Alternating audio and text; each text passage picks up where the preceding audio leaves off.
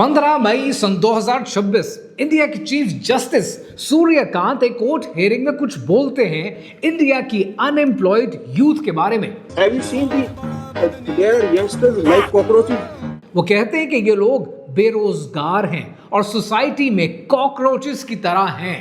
Court hearing में कहा, on record कहा, और इंडिया के बेरोजगार नौजवानों ने उस पर जवाब दिया, और जवाब ऐसे दिया जैसे 2026 का नौजवान दे सकता है। उन्होंने एक पॉलिटिकल पार्टी लॉन्च की और उस पॉलिटिकल पार्टी का नाम रखा कॉकरोच जनता पार्टी। 3 दिन के अंदर 3.5 लाख लोगों ने रजिस्टर किया और अब तक इंस्टाग्राम पर 2 करोड़ से ज्यादा फॉलोअर्स हो चुके हैं, यानी बीजेपी के ऑफिशियल हैंडल से भी ज्यादा। और ट्विटर पर, एक्स पर इनके फॉलोअर्स बढ़ रहे थे, लेकिन इस पॉपुलैरिटी को देखते हुए इंडिया की गवर्नमेंट ने एक्स पर इनका अकाउंट विदहेल्ड कर दिया। एक सैटारिकल पार्टी जिसका फाउंडर बॉस्टन यूनिवर्सिटी में 30 साल का एक पीआर का स्टूडेंट है, शिकागो में बैठा है। इस पार्टी का फ्यूचर क्या है? क्या ये पॉलिटिकल पार्टी कि जिसने अपना मैनिफेस्टो भी लॉन्च कर दिया है, कोई फ्यूचर इंडिया की पॉलिटिक्स में रखती है, या ये पार्टी सिर्फ मीम की हद तक रह जाएगी?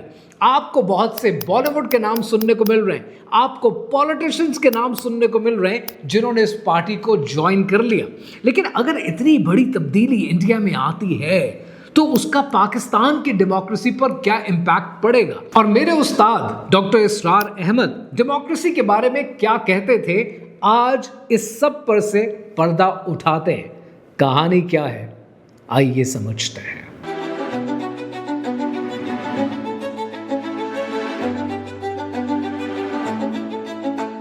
पंद्रह मई सन 2026 सुप्रीम कोर्ट ऑफ इंडिया और चीफ जस्टिस हैं सूर्यकांत एक हियरिंग में बोलते हैं, और कॉन्टेक्स्ट क्या है? कॉन्टेक्स्ट है एक स्टूडेंट के केस का, और उस स्टूडेंट के केस में उन्होंने बेरोजगार नौजवानों को पता है क्या कहा? उन्होंने कहा कि ये लोग कॉकरोचेस हैं जो सिस्टम पर पैरासाइट की तरह हैं।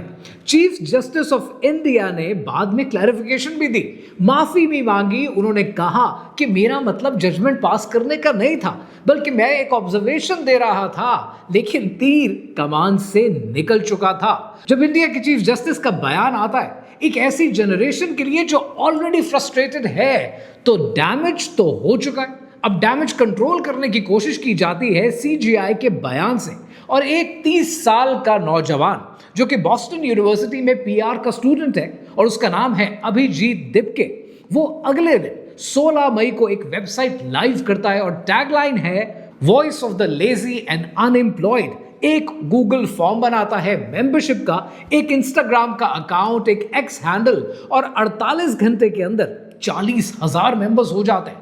फिर 1 लाख होते हैं, फिर 3.5 लाख होते हैं, और 6 दिनों के अंदर इंस्टाग्राम पर 2 करोड़ से ज्यादा फॉलोअर्स हो जाते हैं, यानी बीजेपी के ऑफिशियल इंस्टाग्राम से भी ज्यादा। इनफैक्ट बीजेपी के इंस्टाग्राम पर जितने फॉलोअर्स हैं उसके डबल से भी ज्यादा। और बीजेपी को तो आप जानते हैं, बीजेपी वो पार्टी है जो दुनिया की सबसे बड़ी पॉलिटिकल पार्टी होने का दावा करती है। और फिर इंडिया की गवर्नमेंट ने कॉकरोच जनता पार्टी का एक्स हैंडल उसको विदहेल्ड कर दिया ताकि ये मजीद मशहूर ना हो पाए। इंडिया में एक्सेस बंद। फाउंडर अभिजीत दिपके ने शिकागो से अल जजीरा को इंटरव्यू दिया, और उसने जो कहा ये बड़ा माने रखता है। उसने कहा कि those in power think citizens are cockroaches and parasites. They should know that cockroaches breed in rotten places. That's what India is today. ये एक लाइन बहुत कुछ कह देती है। अब जरा पार्टी के मैनिफेस्टो को देखते हैं। कॉन्स्टिट्यूशनल वैल्यूज हैं, यूथ रिप्रेजेंटेशन है, सैटारिकल पॉलिसीज हैं। वो अपने कैंडिडेट को कंटेस्ट करवाना चाहते हैं बिहार के बांकीपुर असेंबली के बाय इलेक्शंस में, यानी ये मूवमेंट ऑनलाइन से ऑफलाइन आना चाहती है, और नोटेबल पॉलिटिशियंस भी इस मूवमेंट में पब्लिकली ज्वाइन कर रहे हैं। टीएमसी के महुआ मोइत्रा, फॉर्मर पार्लियामेंटेरियन कीर्ति आजाद, और फिर बॉलीवुड के कितने नाम आप जानते हैं कि जो ऑलरेडी कॉकरोच जनता पार्टी को ज्वाइन कर रहे हैं। तो जब इतनी बड़ी मूवमेंट बन जाती है तो फिर एक सवाल तो बनता है कि ये जितनी मूवमेंट बन रही है, क्या ये एक जज की स्टेटमेंट पर आने वाले गुस्से से पैदा हुई है, या इसके पीछे भी एक बहुत बड़ी इकोनॉमिक रियलिटी मौजूद है। सबसे पहले ये समझते हैं कि इस वक्त इंडिया में अनएम्प्लॉयमेंट कितनी है। मार्च 2026 के डेटा के मुताबिक 15 साल से लेकर 29 साल को जो ये एज ब्रैकेट है, इसमें 15.2% अनएम्प्लॉयमेंट है। लेकिन वर्ल्ड बैंक इससे एग्री नहीं करता। वर्ल्ड बैंक ने कहा है कि 2025 में 16% अनएम्प्लॉयमेंट थी। लेकिन ये जो नंबर है ना, ये सिर्फ एक नंबर नहीं है। इसको आपने जब भी देखना है, इसको कॉन्टेक्स्ट में देखना है। इंडिया में हर साल तकरीबन 1 करोड़ नौजवान लेबर फोर्स में एंटर करता है। इकोनॉमी कितनी जॉब्स क्रिएट करती है? गवर्नमेंट के अपने डेटा के मुताबिक बहुत कम, और एजुकेटेड अनएम्प्लॉयमेंट ऑन टॉप है। 2025 में इंडिया में PLFS की एनुअल रिपोर्ट आई, और वो एनुअल रिपोर्ट खुद कहती है कि सेकेंडरी एजुकेशन और इससे ऊपर के लोगों में अनएम्प्लॉयमेंट 6.5% है। यानी डिग्री लेने के बाद भी कोई गारंटी नहीं है कि आपको कोई रिस्पेक्टेबल काम मिलेगा। तो यूथ की अनएम्प्लॉयमेंट तो बनती है। वो जनरेशन इमेजिन करें जो पढ़ती है, मेहनत करती है, जनरेशन दर जनरेशन काम करती है, जब वो कमाने के काबिल होती है, रोजगार ढूंढती है, तब उसको एहसास होता है कि ये सिस्टम तो उसके लिए बना ही नहीं है। और on top of that chief justice of India के कमेंट्स आ जाते हैं कि ये लोग कॉकरोचेस की तरह हैं। तो ये एक ऐसी इंसल्ट है, ऐसी बेइज्जती है कि जिसने चिंगारी का काम किया उस बारूद पे जो पहले से इकट्ठा कर रखा था। इंटरनेशनल मीडिया ने इस मूवमेंट को क्या कहा? Reuters, Associated Press, Deutsche Welle, Forbes, Al Jazeera, सब ने इसको कवर किया है। अल जजीरा ने कहा है कि इंडिया में youth frustration over unemployment, inflation, education and political alienation, इन सब का ये रिफ्लेक्शन है। तो यहां पर एक सवाल बनता है कि करंट रूलिंग पार्टी बीजेपी है।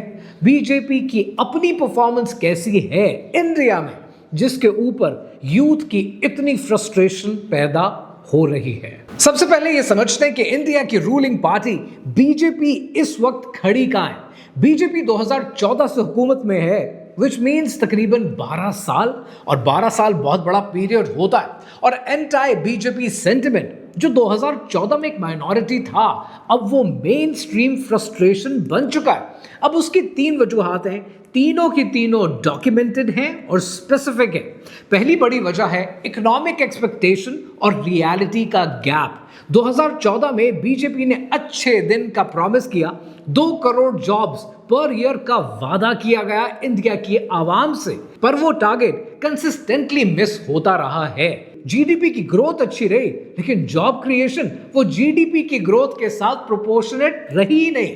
दूसरा बड़ा रीजन वो है press freedom. Reporters without borders का प्रेस फ्रीडम इंडेक्स 2025, उसके अंदर इंडिया पता है कहां है? 180 मुल्कों की लिस्ट है, इंडिया 159th पोजीशन पे है। और मजे की बात पता है क्या है? 2014 में इंडिया 140 पे था। तो कॉन्टिन्यूसली इंडिया के अंदर फ्रीडम ऑफ प्रेस खत्म होता जा रहा है थैंक्स टू बीजेपी। और तीसरा जो बड़ा रीजन है वो है ऑपोजिशन प्रॉब्लम। इंडिया में इस वक्त कोई मेन स्ट्रीम ऑपोजिशन है ही नहीं। इंडिया अलायंस जो 2023 में बनाया गया, वो 2024 के इलेक्शंस में कुछ सीट्स जीतने के बाद एक बार फिर फ्रेगमेंटेड हो गया। कांग्रेस जो कि एक मेन ऑपोजिशन पार्टी समझी जाती है, वो हर बार अपने आप को रीब्रांड करती रहती है और हर बार फेल हो जाती है थैंक्स टू राहुल गांधी। और फिर वो पैटर्न तो आप ऑलरेडी जानते हैं जो डेमोक्रेटिक सिस्टम में होता है।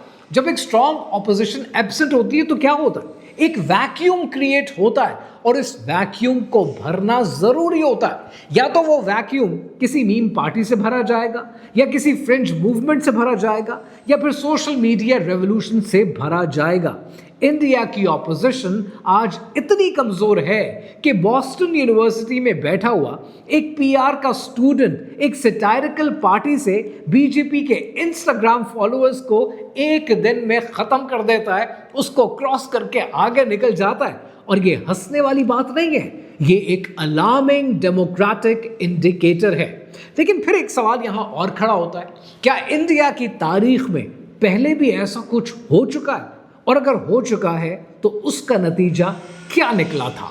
सन 2011 अन्ना हजारे, एक फॉर्मर आर्मी ऑफिसर और सोशल एक्टिविस्ट ने जंतर मंतर पर एक हंगर स्ट्राइक कर दिया। जान लोकपाल बिल लेकर आए और एंटी करप्शन मूवमेंट का आगाज हो गया। जो भीड़ आप 2011 में देख रहे थे, अन्ना हजारे की निकाली हुई इंडिया अगेंस्ट करप्शन, ये बिल्कुल वैसी ही भीड़ है जो 2026 में कॉकरोच जनता पार्टी ने पैदा की। लाखों लोग 2011 में बाहर निकले। Online, offline, cross party support, celebrities थे, बिजनेसमैन थे, स्टूडेंट थे, पर इस मूवमेंट से एक नाम बाहर निकला और वो नाम है अरविंद केजरीवाल। IIT का ग्रेजुएट, फॉर्मर सिविल सर्वेंट, उसने डिसाइड किया कि इस प्रोटेस्ट से आगे जाना चाहिए, पॉलिटिक्स में दाखिल होना चाहिए। अन्ना हजारे ने कहा नहीं, मूवमेंट को पॉलिटिसाइज मत करो, लेकिन केजरीवाल ने नहीं सुना और नवंबर 2012 में आम आदमी पार्टी यानी आप का आगाज हुआ। लेकिन उसके बाद जो हुआ वो एक लेसन है जिससे हर पॉलिटिकल मूवमेंट को समझना चाहिए। आम आदमी पार्टी ने 2013 में दिल्ली में गवर्नमेंट बनाई और 49 दिनों के अंदर ही रिजाइन कर दिया। फिर 2015 में वापस आए और 70 में से 67 सीट्स हासिल की, यानी एक लैंडस्लाइड विक्ट्री हुई। इंडिया में इतना बड़ा सेटबैक कभी देखने को नहीं मिला था। लेकिन उसके बाद क्या हुआ? उसके बाद इस पार्टी के अंदर इंटरनल फाइट्स हुई, फाउंडर मेंबर्स ने पार्टी छोड़ना शुरू कर दी। प्रशांत भूषण, योगेंद्र यादव और मयंक गांधी जैसे वो लोग जो मूवमेंट का कोर थे, एक एक करके या तो पार्टी छोड़कर चले गए या पार्टी से निकाले गए। अरविंद केजरीवाल खुद करप्शन केस में फंस गए, लिकर पॉलिसी स्कैम में जेल गए, बेल पर बाहर आए और 2025 के दिल्ली इलेक्शन में आम आदमी पार्टी ने 70 में से पता है कितनी सीट्स हासिल की? सिर्फ 22। यानी 2015 में 70 में से 67 सीट्स हासिल करने वाली पार्टी 2025 में सिर्फ 22 सीट्स हासिल करती है। अ 10-year arc from a revolution to being irrelevant। Anna Hazare ने बाद में कहा और ये डॉक्यूमेंटेड है कि I hope no Kejriwal comes out of my movement again. ये एक सीधा ब्रूटल असेसमेंट था अपनी खुद की मूवमेंट के हेयर के बारे में। अब यहां पर मैं आपको कॉकरोच जनता पार्टी के बारे में अपना एनालिसिस दे रहा हूं और ये बात क्लियर करना चाहता हूं कि ये मेरी अपनी असेसमेंट है। प्रिडिक्ट करना इम्पॉसिबल है, लेकिन पैटर्न को तो स्टडी करना पॉसिबल है ना। सो कॉकरोच जनता पार्टी के सामने मेरे ख्याल में इस वक्त 3 सिनारियोज हैं। Let's call each scenario a particular name. पहला सिनारियो ये है कि मीम पार्टी स्टेज मीम, यानी वो फॉलोअर्स जो वायरल मोमेंट के लिए आए थे, एक्साइटमेंट में उन्होंने ज्वाइन किया था, जब नेक्स्ट बिग थिंग आएगी वो चले जाते हैं। और फाउंडर एम्बिशियस है, लेकिन बॉस्टन में बैठकर इंडिया में पॉलिटिक्स करना लॉजिस्टिकली एक नाइटमेयर है। इंडिया में इस तरीके से काम होता नहीं है। बांकीपुर बाय इलेक्शन में मान लेते हैं कि कॉकरोच जनता पार्टी अपना एक कैंडिडेट उतार भी पाती है, ये भी हो जाता है। और इमेजिन करें वो कैंडिडेट हार जाता है, तो ये जो जितना शाइनिंग मोमेंट है, ये पूरा मोमेंट खत्म हो जाता है। यानी आम आदमी पार्टी का एक पैरेलल ड्रॉ हो जाएगा। अन्ना हजारे मूवमेंट का वो फेज जो वायरल था, मूवमेंट ने किया क्या? अन्ना हजारे की मूवमेंट ने सिर्फ एक नेता को, एक लीडर को प्रोड्यूस किया, लेकिन कॉकरोच जनता पार्टी के पास अभी तक वो नेता भी नहीं है जिसको ये सामने रख सकते हैं। दूसरा सिनारियो, और उसको कहते हैं कोऑप्टेशन, यानी ऑपोजिशन पार्टीज, कांग्रेस, टीएमसी, जिन्होंने पहले ही कॉकरोच जनता पार्टी में मेंबरशिप ज्वाइन करना शुरू कर दी है, महुआ मोइत्रा, कीर्ति आजाद, ये वो पॉलिटिशियंस हैं जो ऑलरेडी पार्टीज में थे। जब एस्टैब्लिश्ड पॉलिटिशियन एक ग्रास रूट से उठने वाली मूवमेंट को ज्वाइन करता है ना, तो वो मूवमेंट को यूज करने के लिए करता है, उसको सर्व करने के लिए नहीं करता है। आम आदमी पार्टी से जरा पैरेलल ड्रॉ कर लें। 2011 में आरएसएस ने अन्ना हजारे की मूवमेंट को बीजेपी के लिए इस्तेमाल किया, लेकिन जब बीजेपी आगे बढ़ गई तो क्या हुआ? बीजेपी ने वो मूवमेंट छोड़ दी। तीसरा सिनारियो है जिसको मैं कहूंगा कि एक जेन्युइन इंस्टीट्यूशनलाइजेशन का सिनारियो है।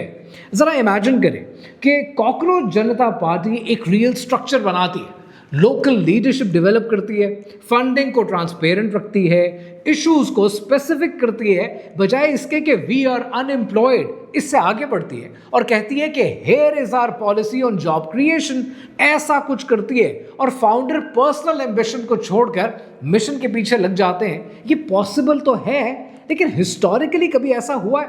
हिस्टोरिकली ये सिनारियो इंतहाई रेयर है। तो मेरा एनालिसिस ये है कि ये कॉकरोच जनता पार्टी, जिसके 2 करोड़ इंस्टाग्राम पर फॉलोअर्स हो चुके हैं, ये एक रियल फ्रस्ट्रेशन का रिफ्लेक्शन है। लेकिन इंस्टाग्राम पर फॉलोअर्स का मतलब वोट नहीं होता है। और इंडिया का जो पॉलिटिकल सिस्टम है, जो दिहाइयों से एनरिच्ड है, वो मीम मूवमेंट को एब्जॉर्ब करने की ताकत रखता है। सो कॉकरोच जनता पार्टी सिर्फ तभी सरवाइव कर सकती है जब वो अपने इस वायरल मोमेंट से बाहर निकलेगी। और अभी तक ये एक मिरर है जो इंडिया के प्रॉब्लम्स को रिफ्लेक्ट तो कर रहा है, लेकिन मिरर से पार्टी बनने में मेहनत लगती है और ये ऑल टुगेदर बड़ा मुश्किल और बड़ा मुनफरिद काम है। अब इस डेमोक्रेसी के ढकोसले को लेकर मैं आपके साथ एक और पर्सपेक्टिव शेयर करता हूं, और ये पर्सपेक्टिव मुझे ज़ाती तौर पर बहुत इंपॉर्टेंट लगता है। डॉक्टर इसरार अहमद, मेरे उस्ताद, जो 2010 में रहलत फरमा गए, उन्होंने डेमोक्रेसी के बारे में बहुत कुछ कहा है और जो उन्होंने कहा है वो आज भी उतना ही रेलेवेंट है। डॉक्टर इसरार अहमद एक क्रिटिक रहे हैं मॉडर्न डेमोक्रेसी के, और ये डॉक्यूमेंटेड है। आपको न्यूज़पेपर्स मिल जाएंगे, डॉन में आर्टिकल्स मिल जाएंगे, आपको स्कॉलरली पेपर्स मिल जाएंगे, सब कुछ रेफरेंस्ड है। लेकिन उनका क्रिटिसिज्म एक न्यूआंस्ड है। वो सिर्फ डेमोक्रेसी बुरी है, ये अच्छी चीज़ नहीं, ये कहकर नहीं चले गए। उन्होंने उसका एक कोर आर्ग्यूमेंट दिया है, और वो कोर आर्ग्यूमेंट ये है कि डेमोक्रेसी की फिलॉसफी क्या है। फिलॉसफी ये है कि मेजॉरिटी का वोट सबसे ऊपर है। इस्लाम की फिलॉसफी क्या है कि अल्लाह सुब्हानहू व तआला का हुक्म सबसे ऊपर है, और ये दोनों एक वक्त में एक जगह किसी भी सिनारियो में कभी फिट नहीं हो सकते। डॉक्टर इसरार अहमद का कहना यह था कि इस्लाम में गवर्नेंस का मॉडल खिलाफत का, एक स्पेसिफिक खिलाफत का मॉडल है। उनका मॉडल ये था कि पहला काम ये करो कि एक रेवोल्यूशनरी ट्रेनिंग की जमात बनाओ जो कुरान से डायरेक्टली कनेक्टेड हो। सिर्फ पॉलिटिकली एम्बिशियस लोग नहीं, बल्कि मॉरली ट्रेंड लोग हों। फिर दूसरा काम ये कि उस जमात का पब्लिक के साथ डायरेक्ट कनेक्शन हो, यानी कोई वॉलंटरी एलिजियंस हो, ना कि इलेक्टोरल फोर्स। और फिर तीसरा ये कि एक इस्लामिक कॉन्स्टिट्यूशन हो जो कुरान और सुन्नत को प्राइमरी लॉ बनाए। पार्लियामेंट ऐसा कोई डिसीजन नहीं दे सकती, कोई कानून नहीं बना सकती जो कुरान और सुन्नत के मनाफी हो। और आज आपको पाकिस्तान में बहुत से ऐसे कवानीन मिलते हैं कि जो दीन के साथ मुताबिकत नहीं रखते। उन्होंने जमात इस्लामी छोड़ी 1957 में, क्योंकि वो इलेक्टोरल पॉलिटिक्स में इन्वॉल्व हो गए थे, और उनका कहना था कि सिस्टम के अंदर रहकर आप तब्दीली नहीं ला सकते। तब्दीली लाने के लिए आपको सिस्टम से बाहर रहना होगा। अगर आप सिस्टम के अंदर गए तो सिस्टम आपको बदल देगा, आप सिस्टम को नहीं बदल पाएंगे। और आम आदमी पार्टी की कहानी और कॉकरोच जनता पार्टी की पोटेंशियल कहानी डॉक्टर इसरार की वो बात कंफर्म करती है कि जो लोग सिस्टम को चेंज करना चाहते हैं वो सिस्टम को अंदर से नहीं, सिस्टम को बाहर से बदलते हैं। मैं यहाँ ये नहीं कह रहा कि डॉक्टर इसरार का जो बनाया हुआ मॉडल है वो आज प्रैक्टिकल है या आज फौरन इम्प्लीमेंट हो सकता है। वो खुद कहते थे कि कंडीशंस पहले बनानी पड़ती हैं, पहले लोग बनाने पड़ते हैं, पहले सिस्टम बनाने पड़ते हैं। लेकिन उनका कोर डायग्नोसिस ये है कि प्रॉब्लम सिस्टम का स्ट्रक्चर है, स्पेसिफिक पार्टी का नहीं। ये डायग्नोसिस कल भी उतना ही दुरुस्त था और आज भी उतना ही दुरुस्त है। रही बात पाकिस्तान में ये इनकलाब आ सकता है, जो कुछ इंडिया में हो रहा है कॉकरोच जनता पार्टी के नाम पर, क्या पाकिस्तान में लोग सड़कों पर आ सकते हैं? क्या पाकिस्तान में ऐसा इनकलाब आ सकता है? To be very honest with you, मेरा जवाब है नहीं। उसकी वजह यह है कि पाकिस्तान में लोगों को अब सड़कों पर आने की आदत नहीं रही। पाकिस्तान में हम चाहते हैं कि तब्दीली आए, हम चाहते हैं कि इनकलाब आए, लेकिन सड़क पर अगर कोई खून बहाए तो किसी और के बच्चे हों, मेरा बच्चा नहीं। किसी और का बच्चा लाठी खाए, मेरा बच्चा नहीं। किसी और का बच्चा मरे, मेरा बच्चा नहीं। इनकलाब इस तरीके से नहीं आते। इनकलाब हाथ में आईफोन पकड़े हुए एयर कंडीशन कमरों में बैठकर एसयूवी तशरीफ के नीचे दबाकर नहीं आया करते। इनकलाब तब आते जब पेट भूखा होता है, जब रात को रोटी नहीं होती है, जब दवाई के पैसे नहीं होते, जब जुल्म जालिम का बढ़ता चला जाता है। इनकलाब तब आते हैं। इनकलाब तब आते हैं जब पूरी कौम गरीब हो जाती है। इनकलाब तब नहीं आते कि जब कॉफ़ी शॉप पर कॉफ़ी शॉप खुल रही हो, जब अमारत के नजराने पेश किए जा रहे हो, जब जगह जगह पर दौलत की नुमाइश हो। इनकलाब तब नहीं आते। इनकलाब तब आते हैं जब खुद को दर्द महसूस होता है, खुद को तकलीफ होती है, किसी और की तकलीफ से नहीं। जब कभी बैठ के रोते हैं वो बेकस जिनके, जब कभी बैठ के रोते हैं वो बेकस जिनके अश्क आंखों में बिलकते हुए सो जाते हैं। नातवानों के निवालों पे झपटते हैं उकाब, बाजू तोले हुए मंडलाते हुए आते हैं। जब कभी बिकता है बाजार में मजदूर का गोश्त, शाहराहों पे गरीबों का लहू बहता है।